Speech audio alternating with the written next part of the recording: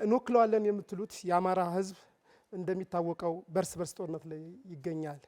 ይህንን ሰላም ሳታረጋግጡ ለረጅም ጊዜ በማንነታቸውና በፖለቲካ አመለካከታቸው የታሰሩ ወንድምና እህቶችንም አፋጣኝ ፍትህ እንዲያገኙ ሳትሰሩ ስለ ኢትዮጵያ ዳር ድንበር ብታወሩ ስለ ወደብ ብታወሩ የኢትዮጵያ ህዝብ ያምናቸዋል? የውጭ ጉዳይ ፖሊሲ የተሟገትን ስለ ውጭ ጉዳይ ፖሊሲ የተከራከረን እና የታገልን የአማራ ጥያቄዎች እንዲመለሱ እናደርጋለን። የውስጥ ተገላጭነት እንዲቀንስ እናደርጋለን።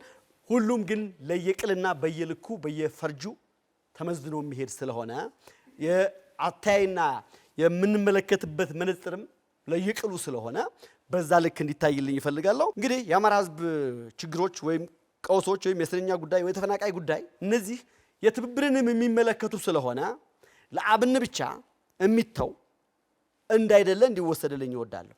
ለኢዜማም ለብልጽግናም የሚሰጥ የጋራ ጉዳይ ስለሆነ የተፈናቃይ የጸጥታ ጉዳይና የእስረኞች ጉዳይ ፍትህ ማግኘት አለበት። ፍትህ መዘግየት የለበትም። እሱን እየታገልን ነው። ግን ደግሞ የዘነጋ ነው እንዳልሆነ እንዲታወቅልኝ እወዳለሁ። የእስረኛ ጉዳይ፣ የውስጥ ተገላጭነት ጉዳይ፣ የተፈናቃይ ጉዳይ የአማራ ክልል ብዙ ተፈናቃይ ያለበት ክልል እንደመሆኑ ይታወቃል። እኔ የምኖርበት ደብረ ብርሃን እንኳን በርካታ ካምፖች ያሉት ነው።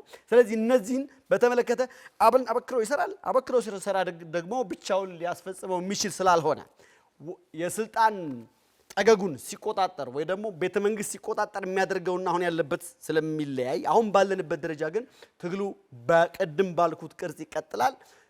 የትብብር ስራ ያስፈልጋል።